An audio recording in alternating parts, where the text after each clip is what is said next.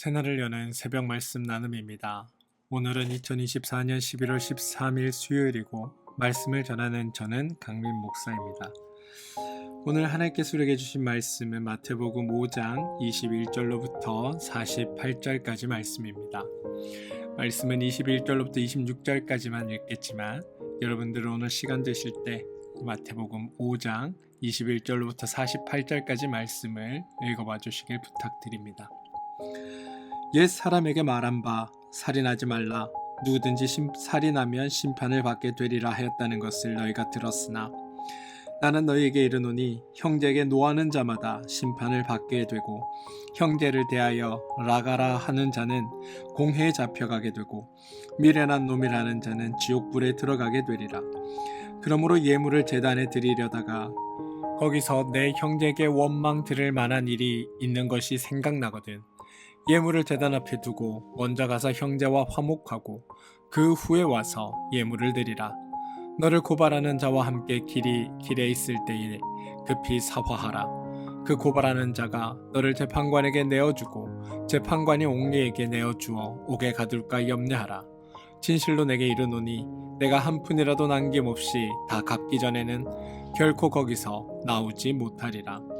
마태복음 5장 21절로부터 26절까지 말씀입니다. 우리가 복음서, 특히 마태복음을 읽을 때 우리가 주의해야 할 게 하나 있습니다. 뭐냐면 하나님께서 우리에게 오셔서 약속의 성취로 우리가 성도가 되었고 하나님의 자녀가 되었고 하나님의 백성이 되었다라는 그 전제로 말씀을 읽어가는 겁니다. 오늘 본문 21절로부터 48절에는 옛 가르침과 예수님께서 새로운 가르침을 주셔서 그 둘이 서로 대조하고 있는 것처럼 표현됩니다. 그리고 그러한 대목이 5번 등장합니다. 대부분의 사람들은 본문을 읽으면서 구약에 하나님께서 하신 말씀의 내용과 신약에 예수님이 하신 말씀의 내용을 비교합니다. 그래서 그 비교를 통해 예수님께서 새로운 말씀을 주셨고 새로운 율법을 주셨구나 라고 생각합니다. 가령 이런 겁니다. 21절로부터 25절까지를 보시면 살인하지 말라라는 그런 말씀이 있었다. 그런데 나는 너희에게 말하노니 형제에 대하여 노하지 말고 나쁜 말을 하지 말라. 이렇게 강조하는 것, 대조해서 이야기하는 것처럼 보입니다. 27절로부터 32절까지 보면 너희가 예전에는 간음하지 말라라는 말을 들었는데 이제는 음욕을 품고 여자를 보는 것 그거조차도 이미 간음이다라며 이 둘을 대조하고 있는 것처럼 보입니다. 33절로부터 37절도 마찬가지입니다. 옛사람이 하듯 헛맹세를 하지 말고 내게 맹세한 것을 지키라라고 말씀하시면서 예수님은 맹세한 것을 지키라는 것과 맹세하지 말라라는 말을 서로 대조시켜서 이야기하십니다. 38절로부터 42절까지는 눈에는 눈으로 이는 이로 갚아야 한다라는 말씀과 오른뺨을 치거든 맨뺨도 대라 겉옷을 달라고 하면 속옷도 주라는 말씀으로 서로 대조시켜 이야기합니다. 43절로부터 48절까지는 예전에는 이웃을 사랑하고 원수를 미워하라 하였으나 이제 나는 너에게 말하노니 원수를 사랑하라 라는 말로 서로를 대조시켜 이야기합니다. 다시 말해 대표적인 5가지 항목을 통해 각각의 내용을 서로 대조시켜 이야기하므로 예수님의 가르침이 마치 새롭게 주어지는 하나님의 새로운 율법처럼 우리로 하여금 듣게 한다는 겁니다. 그런데 여러분, 그러다 보니 우리가 예수님이 구약의 말씀과 다른 말씀을 선포하신다, 구약과 다른 새로운 말씀을 이야기하신다라고 우리는 생각하게 됩니다. 그런데 본문을 여러분 자세히 비교해 보시면 본문이 비교하고 대조하는 대상은 구약에서 했던 말씀과 신약에서 예수님이 하시는 말씀에 관련된 내용에 대한 대조가 아니라는 것을 발견할 수 있습니다. 물론 성경에 기록된 대로 분명히 예수님은 이전의 율법에서 말씀한 것과는 다른 말씀을 하십니다. 그래서 우리는 다른 율법이 우리에게 주어졌다라고 여깁니다. 그런데 오늘 본문이 진짜로 대조하고 있는 것이 무엇인지 한번 살펴보겠습니다. 21절입니다. 옛 사람에게 말한 바 살인하지 말라. 누구든지 살인하면 심판을 받게 되리라 하였다는 것을 너희가 들었으나 나는 너희에게 이르노니 형제에게 노하는 자마다 심판을 받게 되고 형제를 대하여 나가라 하는 자는 공에 잡혀가게 되고 미련한 놈이라 하는 자는 지옥불에 들어가게 되리라. 여러분 보시면 내용을 대조하는 것이 아니라 말씀을 듣는 사람들을 대조하고 있다는 것을 우리는 볼 수 있습니다. 무슨 말이냐면 21절에서는 너희는 옛 사람에게 말한 것, 그러나 지금은 22절에 나는 너희에게 말한다 라는 겁니다. 27절입니다. 이 27절 앞에 생략된 말이 있는데 뭐냐면 옛 사람에게 말한 바 또 간음하지 말라 하였다 라는 겁니다. 옛 사람에게 그렇게 말했는데 28절을 보시면 나는 너희에게 지금 이렇게 말하노니 이렇게 이야기하면서 듣는 사람을 대조하고 있습니다. 33절도 마찬가지입니다. 옛 사람에게 말한 바 헛맹세하지 말라라고 나오고 34절에는 나는 너희에게 이르노니라고 말하면서 옛 사람과 지금 말씀을 듣는 사람을 대조하고 있습니다. 38절도 43절도 마찬가지입니다. 다시 말해 서로 다른 상반되는 내용을 대조하여 강조하는 것이 아니라 지금 말씀을 듣는 있는 사람들과 옛 사람들을 대조하고 있다는 겁니다. 이는 하나님을 알기 전의 사람과 하나님을 알게 된 사람, 죄인 된 자들과 성도 된 자들, 죄인과 하나님의 백성, 하나님의 자녀된 이들을 서로 대조하고 강조하고 있다는 겁니다. 그러면서 옛 사람과 성도, 죄인과 하나님의 백성, 하나님의 자녀가 어떻게 다른지를 말하고 있다는 겁니다. 여러분, 구약의 율법과 신약의 복음은 서로 대조되거나 서로 반대되는 것이 아닙니다. 구약은 옛날 거고 신약이 새로운 거다. 구약은 이미 끝났고 신약이 우리에게 진짜다, 이런 게 아니라는 겁니다. 내용의 대조가 아니라 사람에 대한 대조입니다. 옛사람과 성도된 자들, 죄인과 그리스도인, 하나님의 자녀, 하나님의 성도, 이렇게 이야기하고 있는 겁니다. 이걸 바울식으로 표현하면 여러분, 옛사람과 새사람, 겉사람과 속사람으로 표현하고 있다는 겁니다. 듣는 사람, 다시 말해 사람이 달라지니까 그 사람에 대한 내용이 변하는 겁니다. 그래서 우리 그리스도교회에서 우리가 먼저 기억해야 할 건 예수 그리스도의 일하심으로 말미암아, 하나님의 일하심으로 말미암아 하나님의 수고하심의 결과가 우리의 존재를 변화시켰고 우리의 신분이 변화되었으며 우리의 소속이 변화되었고 우리의 기준과 가치가 변화되었으며 종국적으로 우리와 하나님의 관계가 변화되는 것을 아는 게 우리에게 중요한 겁니다. 우리가 변화된 자로 무엇을 해야 할까가 중요한 게 아니라 내가 지금 어떤 존재인지를 이해하고 깨닫고 아는 것, 그게 신앙의 시작이라는 것을 여러분들 기억해 주시길 바랍니다. 그런 관점에서 오늘 말씀을 읽어야 합니다.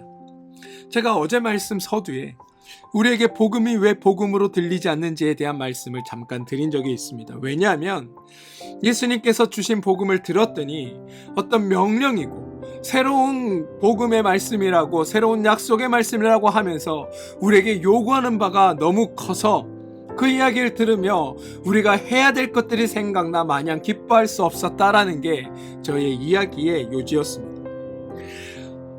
예수님께서 복음이라고 주셨는데 그 복음은 우리가 해야 할 숙제나 과업으로 우리가 여겼기 때문이라는 겁니다. 그러다 보니 이 말씀을 들으면서 이게 나에게 복음 된다라고 깨닫는 사람이 없었던 겁니다. 그런데 여러분, 이 말씀을 우리가 어떻게 하면 그러면 복음으로 들을 수 있는가? 우리가 해야 할 숙제나 과업이 아니라 어떻게 이해해야 이 말씀이 참된 복음으로 우리가 들려지게 되는가에 대해 오늘은 이야기를 나누어 보길 원합니다. 21절입니다. 옛사람에게 말한 바 살인하지 말라. 누구든지 살인하면 심판을 받게 되리라 하였다는 것을 너희가 들었으나 나는 너희에게 이르노니 형제에게 노하는 자마다 심판을 받게 되고 형제에 대하여 나가라 하는 자는 공에 잡혀가게 되고 미련한 놈이라는 자는 지옥불에 들어가게 하리라. 근데 여러분, 이것은 구약은 살인하는 것만 빼면 나머지는 조금 봐줬는데 신약은 살인하는 정도가 아니라 상대방을 되게 욕만 해도 이거 큰일 난다, 지옥에 들어가는 게 되는구나 라고 율법을 강화한 것처럼 우리가 읽으면 말씀을 오해하게 되는 겁니다. 27절에 간음하지 말라라는 것을 너희가 들었으나 나는 너희에게 이르노니 음욕을 품고 여자를 보는 자마다 마음에 이미 간음하였느니라 라는 말을 통해서 구약에는, 예전에는 살인이든 음욕이든 마음을 먹든 그것을 실행으로만 옮기지 않으면 문제가 되지 않았는데 신약에 와서는 마음만 가지고도 그게 나쁜 일이 되는구나, 지옥 갈 일이 되는구나 라고 말씀을 이해하게 된다면 우리는 말씀을 잘 이해하지 못하는 거라는 겁니다. 만약 말씀을 그대로 우리 삶에 적용해 본다면 우리는 그 누구도 하나님 나라를 얻을 수 있는 자가 없을 겁니다. 말씀을 그대로 우리 삶에 적용한다고 한다면 우리 중에 천국에 갈 사람보다 지옥에 갈 사람들이 월등히 많을 겁니다. 말씀은 여러분, 하나님의 복음은 우리에게 복음으로 주어졌지 우리에게 새로운 계명이나 새로운 율법처럼 혹은 우리가 해야 할 과제나 우리가 수행해야 할 과업처럼 우리에게 주어지는 것이 아니라는 것을 우리는 다시 한번 기억해야 합니다. 복음은 선포입니다. 복음은 결과에 대해 선언입니다. 따라서 주님께서 우리에게 형제를 미워하지 말고 간음하는 마음을 품지 말라라고 말씀하신다는 것은 이미 우리가 그런 것들을 자연스럽게 하지 않을 존재로 변화시켜 주셨다라는 그것이 말씀 가운데 전제되어 있다는 겁니다.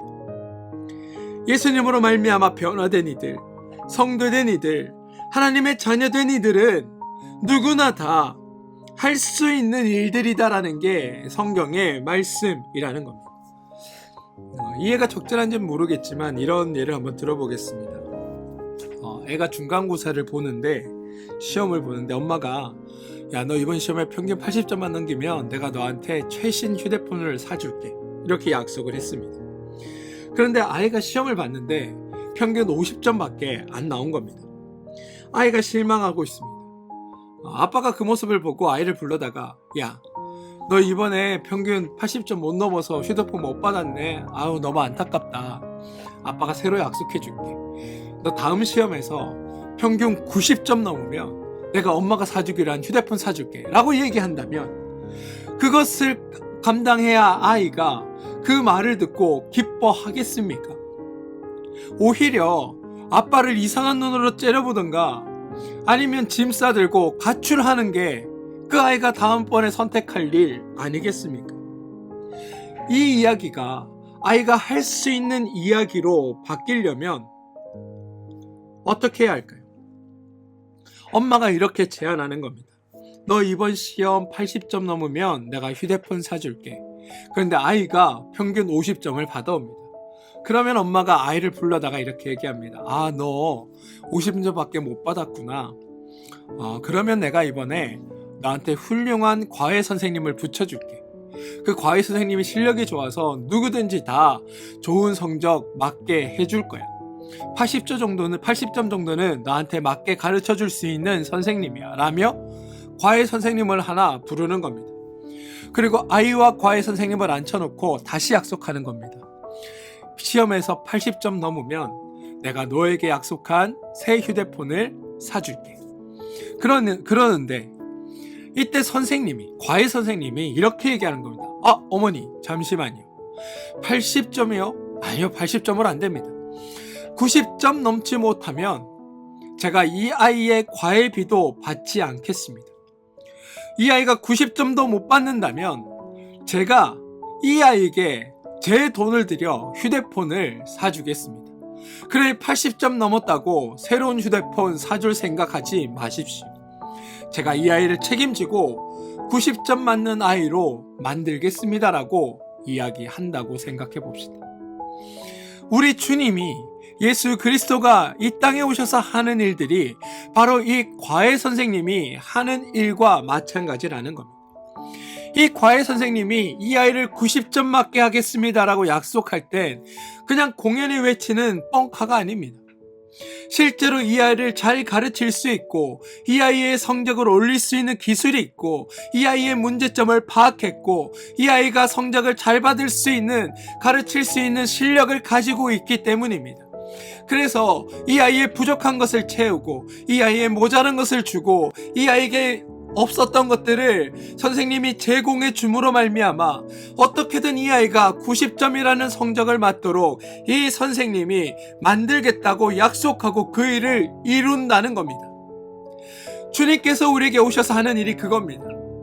아까 아버지가 80점이야? 다음번에 90점 맞으면 더 좋은 거 줄게가 아니라 50점밖에 안 돼?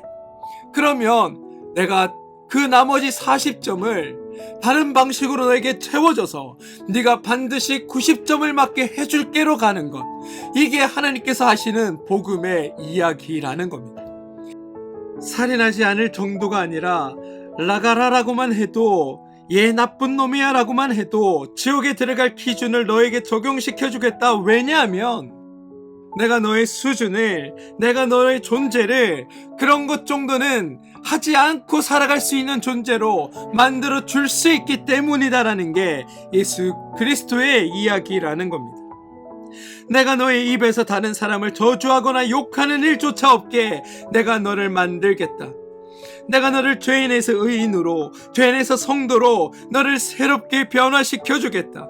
우리로 하여금 그런 존재가 되라고 명령하는 것이 아니라 그런 존재로 내가 너를 만들어 주겠다고 하나님께서 선언하고 있는 게 오늘 말씀들이라는 겁니다.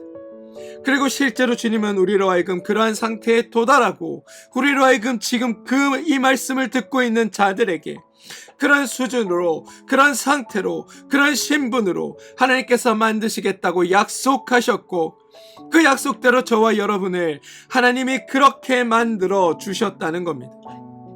여러분, 주님은 우리에게 너희는 세상의 빛이더라 그렇게 말씀하신 적이 없습니다. 그냥 우리를 향해 너희는 빛이다라고 하나님이 선언해 버리셨습니다.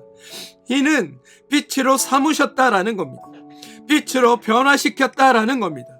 주님은 우리에게 너희는 소금이 되라라고 말씀하신 적이 없습니다. 대신 너희는 소금이다라고 선언하셨습니다. 하나님이, 예수님이 우리를 소금으로 빛으로 바꾸어주고 변화시켜주고 새롭게 만들어주겠다, 하나님이 하시겠다고 우리 가운데 선하고 계시다는 게 이 복음서가 우리에게 들려주는 하나님의 이야기인 겁니다.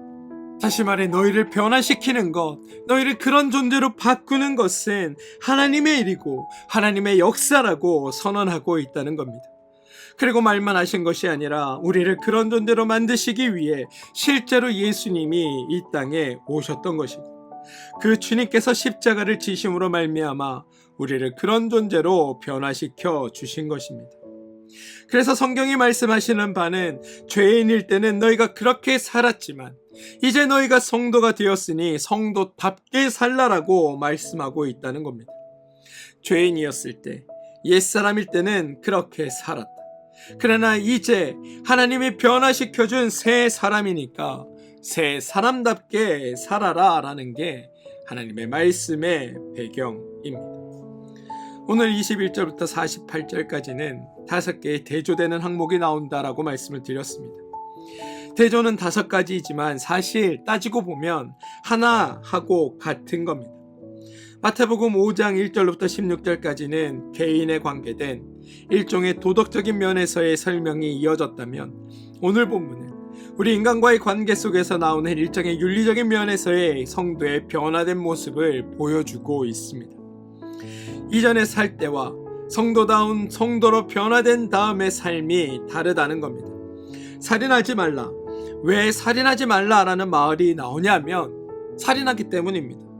라가라라고 하지 말라라는 말이 왜 나오냐면 사람들이 라가라라고 욕을 하기 때문입니다. 그럼 왜 사람들은 살인하고 왜 라가라라고 욕을 할까요? 왜 다른 이웃에게 음욕을 품고 있을까요? 여러분, 어떤 사람도 모든 행동에서 하는 자기의 행위가 자기에게 손해를 만들어내거나 나에게 나쁜 일을 하기 위해 어떤 일을 행하는 사람은 없습니다. 모든 일은 나에게, 본인에게 어떤 이익이 되고 나를 더 낫게 하기 위해 행하는 일들입니다. 살인의 경우도 누군가를 죽이는 것을 통해 내 안에 어떤 응어리진 것들을 풀어보려고 하는 마음 때문에 일어나는 일들일 겁니다. 욕을 하면서 내 마음에 치미는 우라를 날려버리고 싶어서 욕을 합니다. 다시 말해 내 마음이 편해져 보고자 하는 일입니다. 그게 죄인들의 방식입니다. 내 마음이 편하고 내 욕망이 달성되고 내게 평안을 얻기 위해 다른 사람의 해를 끼치고 다른 사람의 나쁘게 말하는 것, 이런 것들이 우리가 선택하는 방법이라는 겁니다. 그런데 이제 성도가 되었다고 성경은 선언합니다. 이 성도라는 말 속에는 하나님의 이루심과 일하심을 통해 우리 안에 평화와 기쁨과 안식을 가지게 되었다라는 고백이 담겨 있는 것입니다. 응어리지고 화난 것을 가진 자가 아니라 하나님으로 인해 참 평안을 누리는 자가 성도라는 겁니다. 그러니 욕할 것도 살인할 것도 음욕을 품을 일도 없다는 겁니다. 맹세도 마찬가지입니다. 우리는 무엇을 맹세합니까? 뭔가 지금보다 나아진, 지금보다 개선된, 지금보다 훨씬 좋은 상황과 좋은 환경과 좋은 삶을 만들어 보려고 우리가 계획을 세우고 그 계획을 실천해 보겠다고 맹세하는 것 아닙니까? 그런데 성경은 그런 맹세가 필요 없다라고 말합니다. 왜 이런 맹세가 필요 없냐 하면 우리가 계획한 것보다 하나님께서 더 좋은 것을, 우리가 꿈꾸는 것보다 하나님이 더 분명한 것을, 우리가 바라는 것보다 하나님이 더 확실한 것을 우리 가운데 이루어 주시기 때문입니다. 우리의 기쁨과 자유와 행복과 평화와 안정을 하나님께서 다 보장해 주시고 우리 가운데 성취해 주시기 때문에 우리가 무엇을 더 좋게 하기 위해 맹세할 필요가 없다는 겁니다. 무엇을 얻으려고, 무엇을 어떻게 하려고 맹세가 필요 없는 삶으로 너의 삶을 변화시켜 주겠다. 이게 성경의 선언인 겁니다. 눈에는 눈, 이에는 이도 마찬가지입니다. 내가 받은 그대로 갚는 까닭은 내가 이런 것 때문에 억울하고 분통하기 때문입니다. 내가 이런 것 때문에 나의 행복도 빼앗기고 자유와 평화도 파괴받았다고 느꼈기 때문입니다. 그래서 내가 받은 대로, 내가 느낀 대로 너도 똑같이 한번 느껴봐라 라고 생각하는 게 눈에는 눈, 이에는 이라는 말 속에 포함되어 있는 일입니다. 그런데 성경은 그러지 말 것을 우리에게 권면합니다. 왜냐하면 너는 잃을 것이 없는 존재이기 때문입니다. 우리에게 있는 건 다 하나님으로부터 온 것들입니다. 하나님이 주신 것은 그 누구도 빼앗을 수 없는 겁니다. 그런 하나님께서 우리에게 기쁨과 자유와 평안과 안식을 충분하고 온전하게 주셨습니다. 그러니 너희는 하나님께로부터 기쁨, 자유, 평화, 안식 같은 것들을 충분하고 온전하게 받았으니 사람에게 받은 것으로 사는 게 아니라 하나님께로 받은 것으로부터 사는 존재니 너희가 무엇을 빼앗겼다라고 생각할 필요도 없고 실제로 빼앗긴 것도 없다라는 게 성경의 선언인 겁니다. 그리고 하나님이 주신 것은 그 어느 누구도 사망이나 적신이나 기근이나 칼이나 환난이나 근심 같은 것들이 빼앗아갈 수 없다는 게 성경의 선언인 겁니다. 원수를 사랑하라, 이 말도 근원적으로 따지고 보면 원수는 없다라는 하나님의 선언입니다. 하나님께서 우리를 원수가 아닌 형제자매로 삼아주셨고 하나님의 가족으로 우리를 삼아주셨습니다. 그렇게 우리에겐 형제나 자매만 있을 뿐이지 원수는 존재하지 않는다는 겁니다. 사랑하는 성도 여러분, 우리는 이제 죄인들이 가지고 있는 가치, 죄인들이 가지고 있는 기준, 죄인들이 가지고 있는 원리, 그 방식으로 행하지 말고 너희는 이제 성도가 되었다, 너희는 이제 하나님의 자녀가 되었다. 그러니 하나님의 자녀답게, 하나님의 성도답게, 다른 표현으로는 하늘의 모든 신령한 복을 가진 자답게 살라고 주님이 우리에게 말씀하고 있다는 겁니다. 더 큰 율법으로 더 어려운 복음으로, 더 어려운 것들로 너희를 올가매고자 하는 하나님의 말씀이 아니라 그런 존재로 너희를 이루고 완성했다. 그러니 너희의 존재됨을 깨닫고 너희는 하나님의 백성된 자로, 성도된 자로, 하나님의 자녀된 자로 너희가 해야 할 것들을 하며 살아라라고 성경이 우리에게 말하고 있음을 저는 여러분들이 기억해 주시길 바랍니다. 이 세상에서 많은 사람들이 바라고 원하고 소원하고 기대하는 것, 그 모든 것을 하나님께서 우리의 삶에 이루시며 이루셨고 이루어 가신다라고 말씀하고 계십니다. 그러니 이미 다 가지고 있는 자답게 너그럽고 당당하게 웃으며 져줄 수 있는 존재가 되었으니 너희의 존재됨을 알고 너희는 그렇게 살아가도록 하여라 라는 게 이 율법들 가운데 담겨있는 하나님의 말씀인 겁니다. 사랑하는 성도 여러분, 하나님이 우리를 그런 존재로 바꾸어 주셨습니다. 저는 우리가 신앙생활을 하면서 먼저 하나님을 위해 내가 무엇을 할까, 하나님의 자녀로 내가 어떻게 살까를 고민하기 이전에 하나님의 역사하심과 일하심으로 말미암아 그것이 나를 어떻게 변화시켰고 하나님이 나에게 어떤 신령한 것으로 채워놓으셨는지, 그 하나님의 역사의 결과가 나에게 어떤 일들을 이루어내셨는지를 먼저 깨닫게 되길 소망합니다. 이것을 깨닫지 못하면 우리의 신앙이, 우리의 믿음의 자리가 무언가를 해내야 되는 어떤 목표지향적인 신앙의 자리가 될 수밖에 없습니다. 하나님께서 우리가 얼마나 좋으신 존재인지, 우리가 하나님 앞에 얼마나 감격하며 살아야 되는지는 다 잊어버린 채 무엇을 해야 한다는 목적만을 가지고 살아가는 그 신앙은 우리를 힘들고 어렵게 만듭니다. 저는 우리가 먼저 회복해야 할 건 우리의 존재됨입니다. 하나님 안에서 어떤 존재로 완성되었고 하나님이 나에게 이루신 것으로 말미암아 내가 어떠한 자들이 되었는지, 내가 어떠한 삶을 부여받았고 내가 어떤 기쁨 가운데 처해 있는지, 내게 완성된 일이 무엇이고 내게 이루어진 것들이 무엇인지를 깨닫고 알아서 하나님에서 살아가는 믿음의 자리가 기쁘고 감사와 은혜로 충만한 자리가 되길 소망합니다. 우리가 먼저 해야 할 건 바로 그것을 깨닫는 겁니다. 사랑하는 성도 여러분, 저는 우리 가운데 이루신 하나님의 역사를 통해 하나님의 기준과 원리와 가치와 방식을 우리의 삶에 적용하며 살아가는 존재들 되길 소망합니다. 우리를 흔들려는 사탄에게서, 우리를 흔들려는 세상에게서 하나님의 이루심을 깨닫고 넉넉히 이기는 자들이 되길 소망합니다. 오늘 하루 여러분의 삶에 하나님의 신령한 복들을 풍성히 누리시고 또 그런 하나님으로 말미암아 기뻐하며 감사함으로 채워가는 복된 날이 여러분들 가운데 이루어지길, 또 내가 어떤 존재인지를 깨닫고 그것으로 말미암아 살아가는 일들이 여러분 가운데 이루어지길 주님의 이름으로 축원드립니다. 우리 함께 기도하겠습니다. 주님,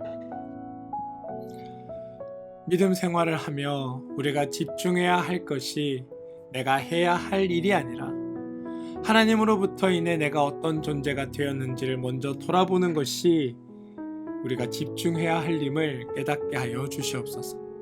그래서 우리에게 이루어진 삶을 우리가 알고 그 삶을 누리고 살게 하여 주시옵소서. 또한 그로 인해 주어지는 기쁨과 평안과 행복을 누리는 존재들이 되게 하여 주시옵소서.